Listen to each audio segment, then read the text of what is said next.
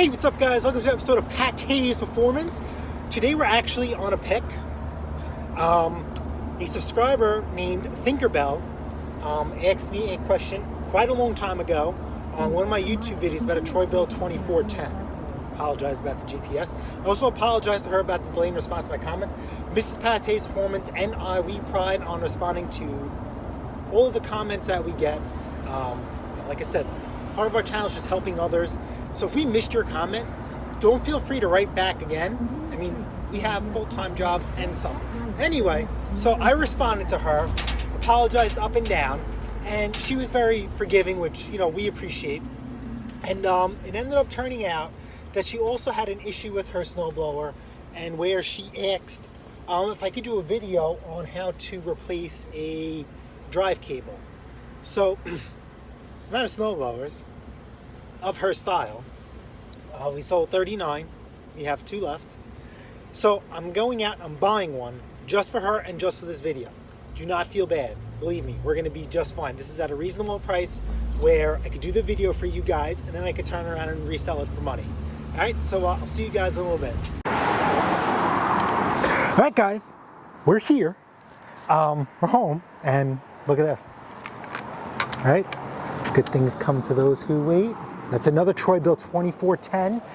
That is 10 years old. Person who I got it from. But it's funny how things come in pairs. Look at this, 2 Toro SR4s, 3 black trucks, and 2 Troy-Bilts. All right, so anyway, let's get this offloaded, and we're gonna see if this thing runs. So I almost lost this deal in the sense that I'm going to show you our conversation that we had, and we had 2 different recollections.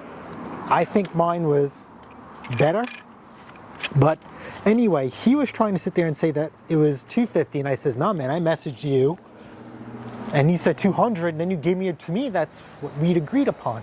Now if you guys are not familiar with Long Island, where we're from, Mineola is about a 30-minute ride. Usually something like that I would take a trip from work because it's closer, so that lowers my cost of acquisition because time is money on top of fuel and wear and tear. We did take it in the Honda instead of Mandingo, so that also keeps the cost of acquisition down. That one, I got Mandingo, and anyway, let's get this thing going. I did, because this machine was a purpose-built machine for you guys, I had to pay. There's no gas in it. It's not running, even though he says it runs. I didn't want to argue with him. I needed this for this Tinkerbell. So hopefully it runs. If it doesn't run, don't feel bad. We'll be fine. We'll be fine. Trust me. So let's get this offloaded and see what we got.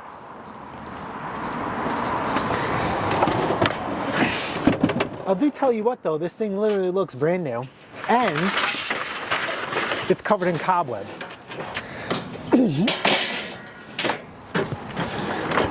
So here's a cool little fact, right? Drive control, right? Look at this. The machine locks its wheels, so that's your brake. This is a very, very safe way to unload your snowblower. This is how me and Mrs. Pate's Performance do when we do snow removal and any other time. But see here, instead of it rolling forward, see the brake? I'm not holding the brake all the way down. We're just cruising. We're just cruising. All right, so let's now that we have it to light, let's take a better look. Hey, what's up guys? Welcome to another episode of Pate's Performance. Today in the driveway, we're going to be going over what to look for when buying a snowblower in non-running condition, because I paid a lot of money for this non-running condition snowblower for 2 reasons. One, I needed it for a fellow subscriber for a video. Number 2, I need a snowblower to sell. At the time I only had 1. Now I have 2. Maybe I have more. You guys will have to find out. Well, you guys have to subscribe to find out. So this snowblower was not advertised as a non-running condition. This was advertised in running condition, and I didn't know it was a non-running condition till I got there. Now, the reason why I say it's a non-running condition is because there was no gas in the machine. So if there's no gas in the machine and there's no gas on hand to test the machine, you should not be bringing your own gas. They should be supplying the gas because it could be bad. Okay, whatever.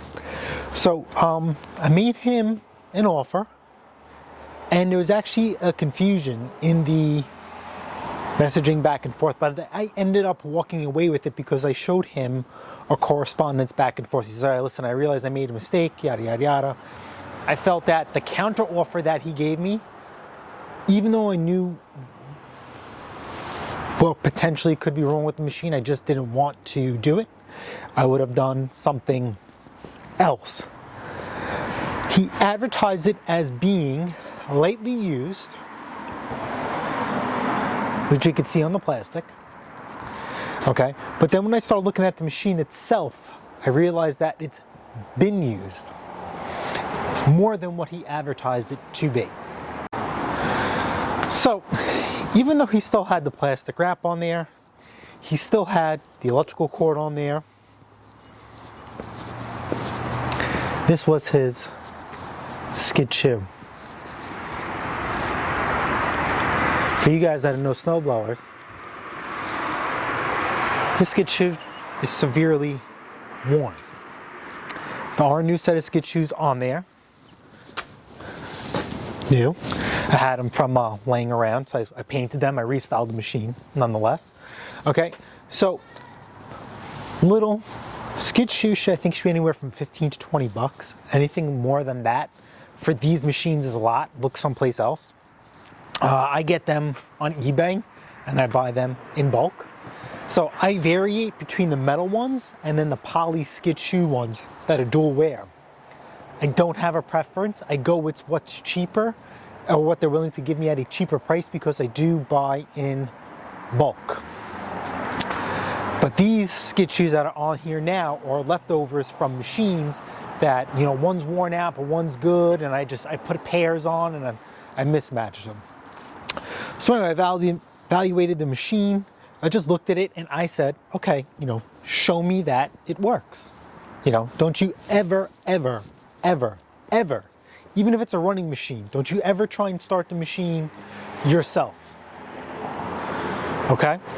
If they can't start it, even though you know how to, that's their problem, not yours. I have gotten plenty of good deals because the homeowner didn't know how to start the machine. And you guys have seen in one of my videos where a guy dropped off a snowblower for repair and all he had to do was turn his fuel shutoff valve on. I have seen that multiple times. I have seen the key missing or just not installed, and I kept my mouth shut.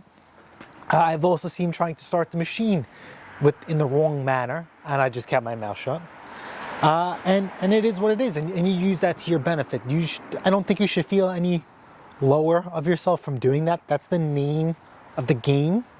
It's their machine. Just like when you sell your machinery, you're supposed to educate them about it. You should not be educating them unless you're trying to get a better price. So it is in fantastic shape. It is the way you see it is the way I got it, except for the restyle.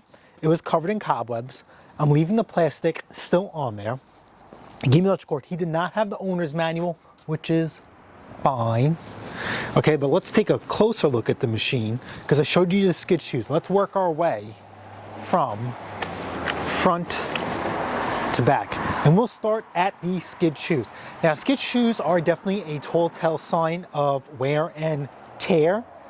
Even if they are not adjusted properly, there are other things to look at the machine that will tell you that as well. So even though this machine is advertised as light use of the plastic, those skid shoes tell a different story. That is fine. Do not let that deter you from buying the snowblower. So NTD, right, we spoke about this before. Craftsman, Cub Cadet, yard machines, all those other cheap brands, okay, auger housing is cheap metal. They like to bow in, right? Squeeze that in. So that will tell you a sign of use and abuse. Compared to our Arians, right? These are a lot thicker. And these do not bow in. If these bow in, you probably dropped it off the side of your truck or something. It's absolutely insane. So we see here that they are not bowed in, but we do see some wear and tear on the bottom. Really, really not the end of the world.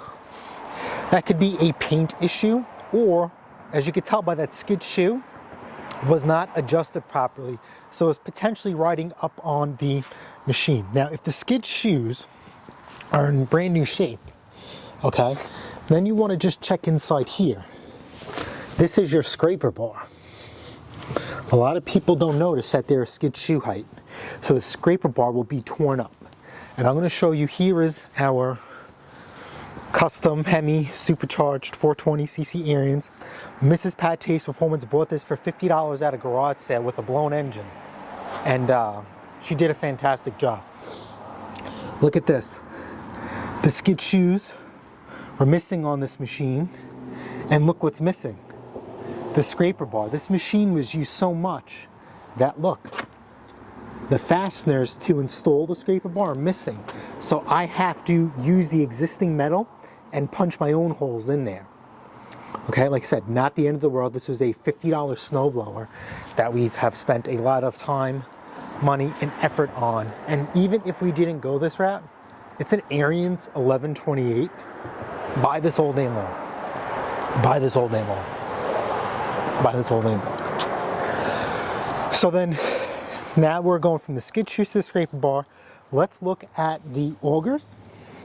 I modified the impeller on this, so it's a little dirty. But look here, look at the augers. They're still serrated, okay, which is a good thing.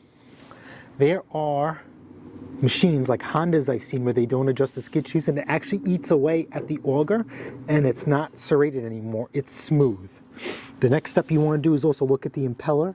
Like I said, it's a little dirty because I modified it, but it's nice and clean on the inside.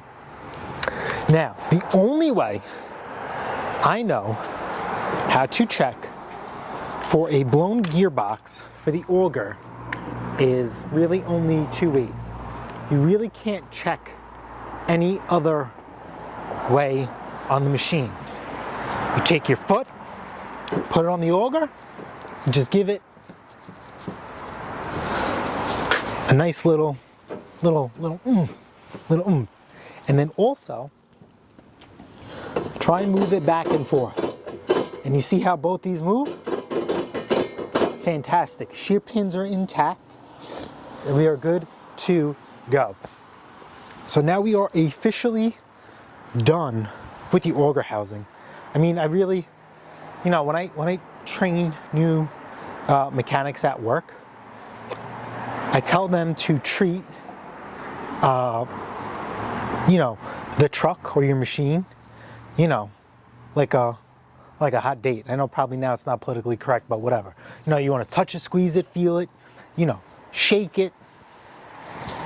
Now, how about this? Treat it when you go to Home Depot and you see a bag of mulch or dirt, right? What do guys like to do?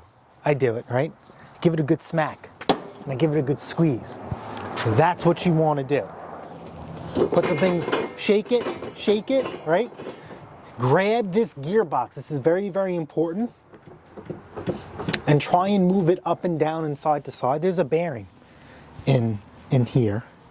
Now there is going to be some play by nature because you don't want metal on metal.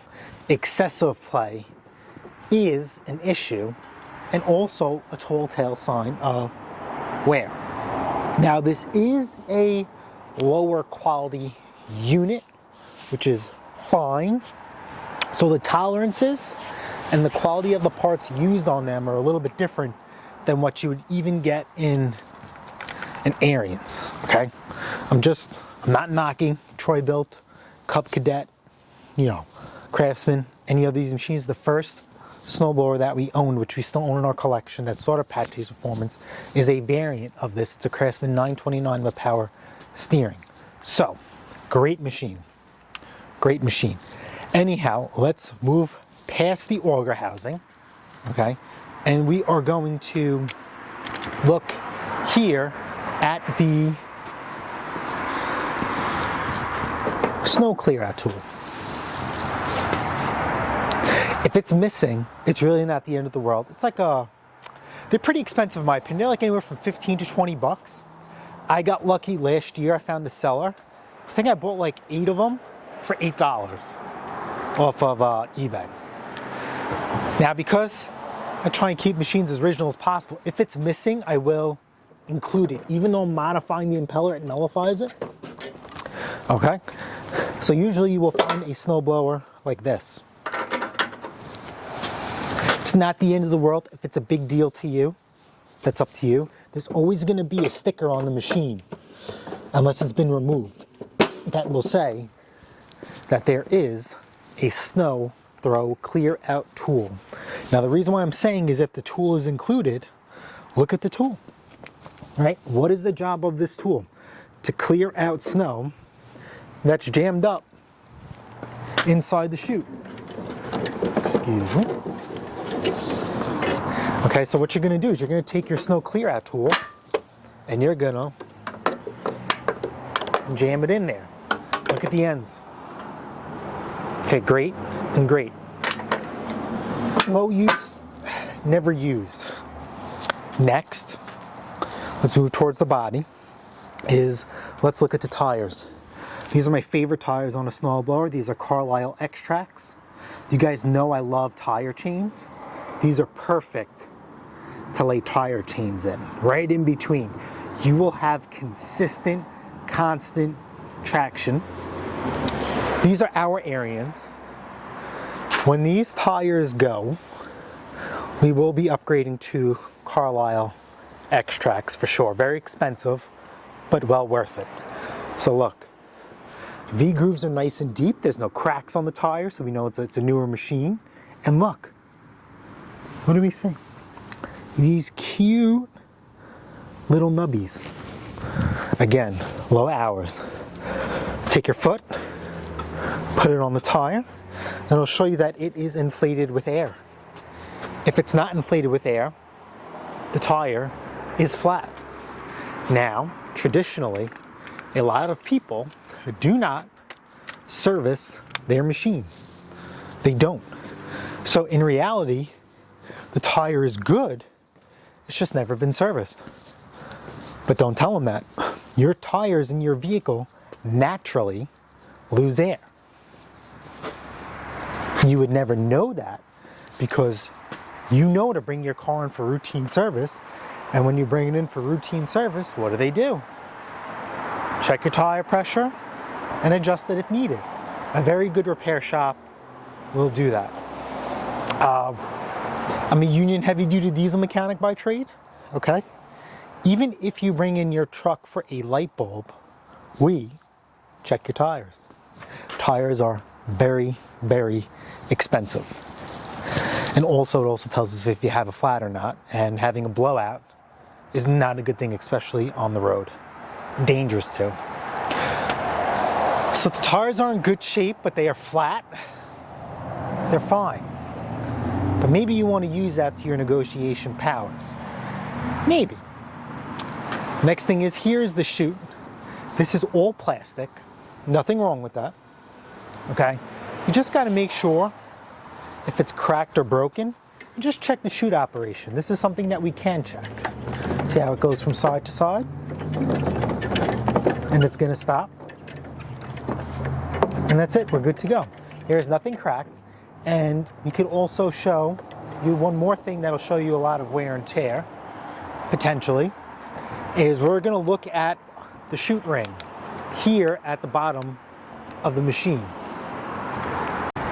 Okay, we're going to be focused on the chute ring and the actual lever itself. The lever is paint.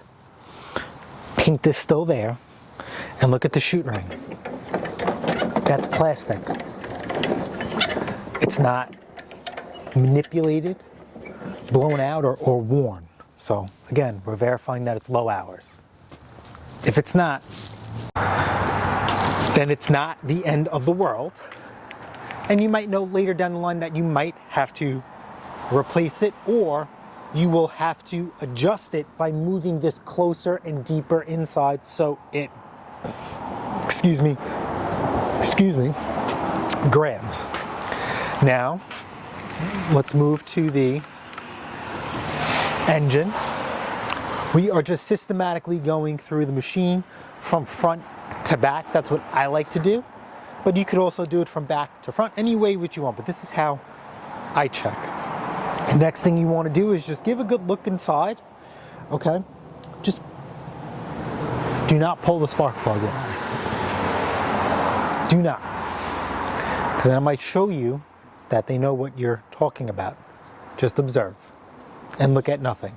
If it's rusty and crusty, use that against your negotiation. But do remember that a lot of people do not have temperature controlled garages, and things are thrown in a shed. And just from naturally sitting with the change of seasons and condensation, surface rust will accumulate.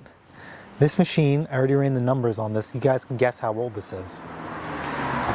And it's in phenomenal shape. I honestly can't believe it, but nonetheless, let's move forward. As we continue with the engine, this particular snowblower, this will only be seen on the newer style of machines, is the gas cap. Let's open this up.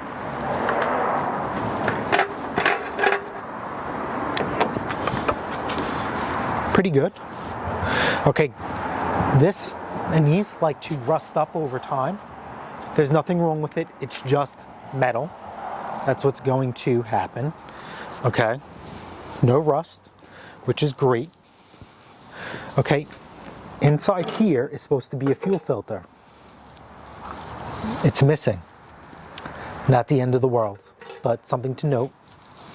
Personally, I could care less for a fuel filter on a machine, but this is a big one.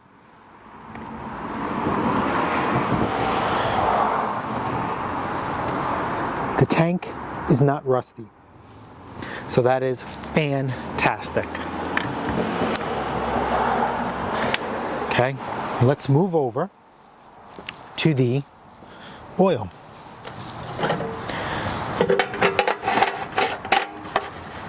Now, I serviced this machine with Royal Purple, so the oil is going to be purple.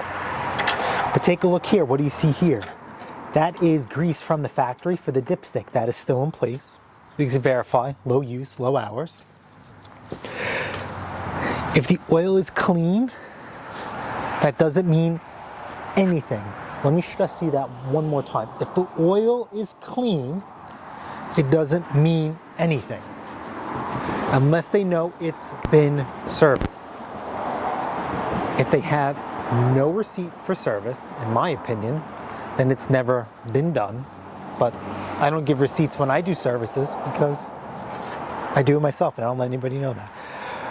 But even if it's been serviced, you see a spark plug, you see oil, then you know it does have some good service history and blue bill after.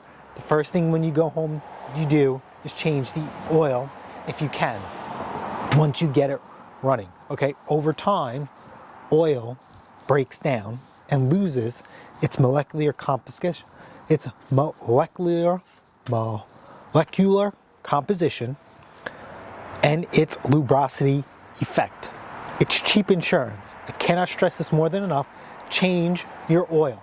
You're supposed to change your oil every 25 hours or every season, whichever comes first. We use Royal Purple Synthetic, a fantastic oil, right? Probably extends the life of my oil change interview. I change it every 25 hours, every season, or Mrs. Pate's Performance, and you guys know we do snow removal. Okay, if we're using the machine for 8 hours plus straight, as soon as I get home, while the engine is nice and hot, I am changing the oil, and Ariens has grease fittings and all this stuff. I will grease the machine. So, like I said, our machines are about 10, 15 years old. Actually, they're older now. Happy New Year. And they still don't skip a beat. And I can test that to Royal Purple, and my analness.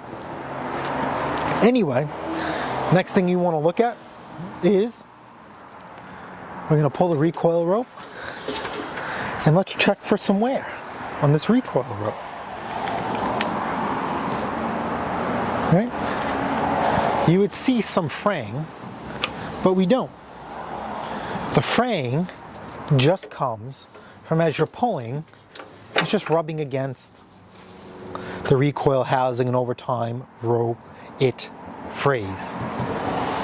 Another thing you want to do is check the muffler for rust. Now on this machine, because this is a flat style muffler, you will see rust here, here, here, all over the muffler. What happens is all your snow or whatever moisture gets on top, the muffler cooks it. When you're done with the machine, it stays, and it just rusts away. Really, not the end of the world. Purely cosmetic, but something to keep in mind. Remember, we're trying to verify hours of usage.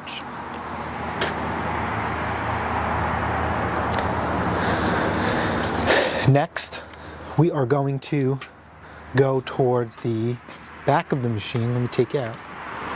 Okay, and I'm going to give you the view as if you were buying a snowblower. Okay, electrical cord, get it out of the way. That's a distraction. This didn't have it, I added these. These are shear pins. See this here? It's a shear pin storage. So this has onboard shear pin storage. Hold the shear pins are in the front of the machine. They're supposed to break to reduce downtime instead of going into your garage or if you keep your shear pins, you keep them right here. They were missing. Now I honestly don't believe that he broke them. I believe that he just never put them in, or whoever assembled the snowblower from Lowe's never put them in. Buy these in bulk, please. Next thing you want to do is, because we can't verify the auger works is not running, grab the cable and you're going to feel tension. See how it releases? That's the best you could do. So you know that the cable is engaging something and there's a release mechanism that's working. Same thing with the drive. Tension. The release is very good. There's good tension on this. It's a good cable. It's a very good cable. Okay. Give the cable just a little flick if you want to. I don't. I just check everything. Next thing here is your gear selector. Okay. So this is 6 speed forward and 2 speed reverse. Just go through the gears. That's all you have. That's all you can do. Just make sure they cycle. Now you can see if the drive mechanism is in working condition to some capacity. Look, see how I could free the machine up? See how I could roll the machine? Now watch when I engage. Come on. I'm just trying to watch what happens when I engage this lever. We're rolling. I engage the drive lever, and look. That's fantastic. Make a long story short, basically, there's a clutch setup. It's really called a friction disc. That's in working order.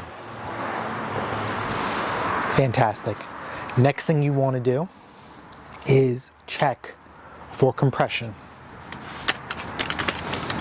And there's only one way you can check for compression with no specialty tools whatsoever at all. Over time, if you decide to make this journey and work on more machines, you're going to get a good feel of compression. See how, you see how there's resistance? That's compression. See how now it's nice and loose? Look, now we're at compression again.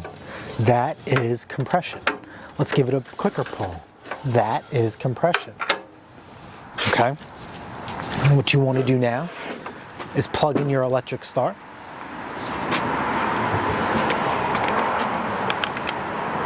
And verify that works too as well. Just because the machine doesn't run doesn't mean we can't check it out. Yeah. it works. Okay, next, as we go closer and closer and closer, we are going to focus on the controls of the machine. This is a key. Make sure it goes in and out. Your lever. There should be some resistance. This should not be wiggly wobbly loose. This is your choke. Same thing. You should hear it click. This should not be wiggly wobbly loose. Primer bulb, not wiggly wobbly loose. On a snowblower, right? Remember, we're checking things. These are your handles. These are carriage bolts. Make sure they're nice and tight, or not. And just give this a wiggle, remember? We're verifying that everything is nice and tight, or potentially nothing is broken. Okay, not even on some really nice machines, we're gonna focus on the handlebars. Some really, really nice machine. See, we're gonna follow this bracket all the way down. These like to loosen up, or there's a nut on the back that's welded to the frame, those like to break off, and that becomes wiggly wobbly loose. It's really not the end of the world.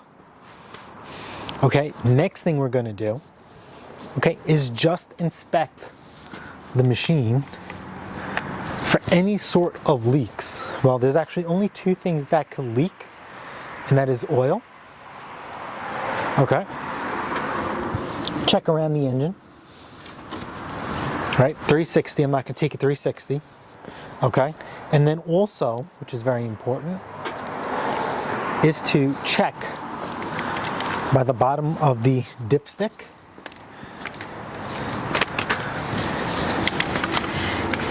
As well. Right here. Basically, these are O-rings. Easy and inexpensive to replace. This is your front engine cover. This is a gasket.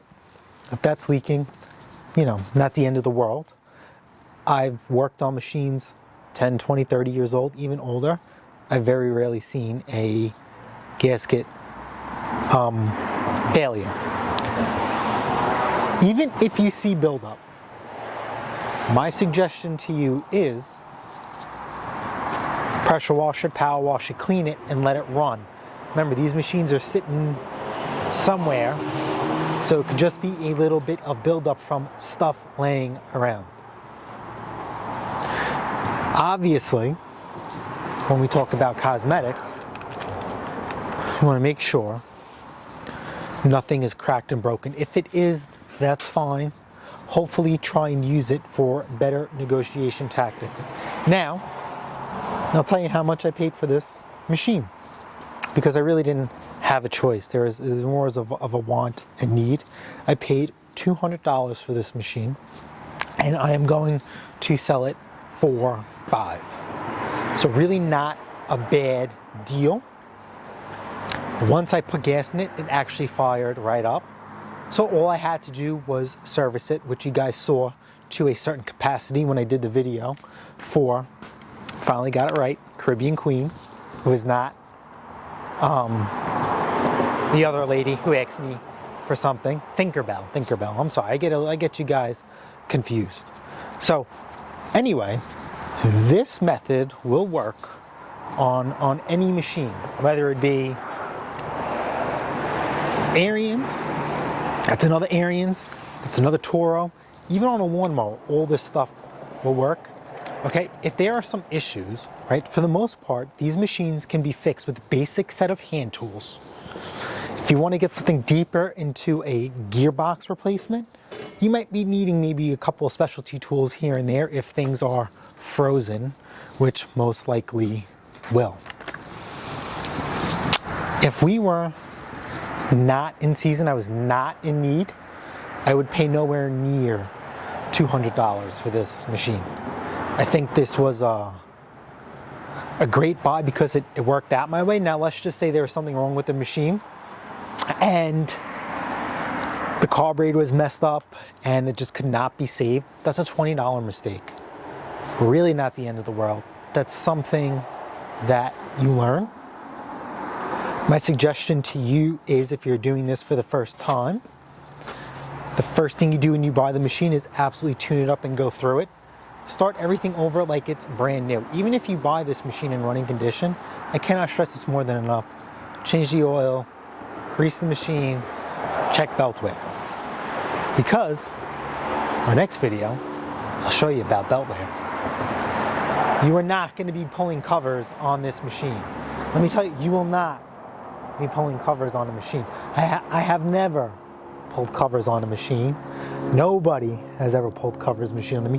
The more you do, shows the seller the more you know, and then they might not be so willing to negotiate with you. I play stupid. I tell people, you know, listen, I don't know, it's obviously it's going to need a service and a repair, because machines just don't, you know, there's a tall tale sign there back in the day, speaking to legends at work, and even Bruce, I changed Bruce's shop, okay? It's a tall tale sign that all it just needs is a spark plug. Those days are over. Very rare will you need just a spark plug.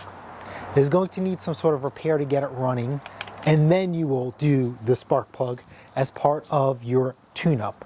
So when we talk about that machine, I'll tell you how I use that to bring the price down and savor that deal instead of driving 45 minutes for nothing. All right, guys, so tell me what you guys think.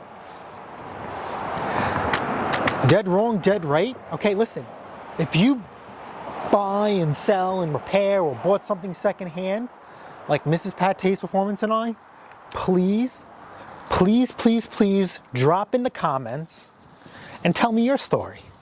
How about this? Tell me the first snowblower you bought.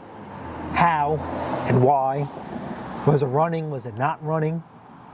And if you even want to be inclined even more, tell me about the first snowblower you bought in non-running condition, and we'll go from there. I don't want to drag on this video any longer, telling you about our first snowblower. I think that's a machine that's very worthy of a video in itself, because that snowblower started everything inadvertently. We had no idea it was going to evolve into this. We just wanted to buy a snowblower cheap for ourselves. But hopefully you guys can definitely do the same thing. If not, then, you know, we could talk, I'll do another video on what to look for on a running machine, and we'll go from there. What do you guys think? I think the snowblower looks so freaking sharp. I don't understand why they don't paint the wheels and everything from the factory. Whatever. My snowblower will look better than yours. All right, guys, Happy New Year. If you guys found this video helpful, smash the like button, smash the subscribe button. Guess what? I'll see you guys on the next episode of Pate's Performance. And don't forget, the missus and I, we go live every Saturday, 8 a.m. to 9 a.m. Eastern Time. All right, guys. Later.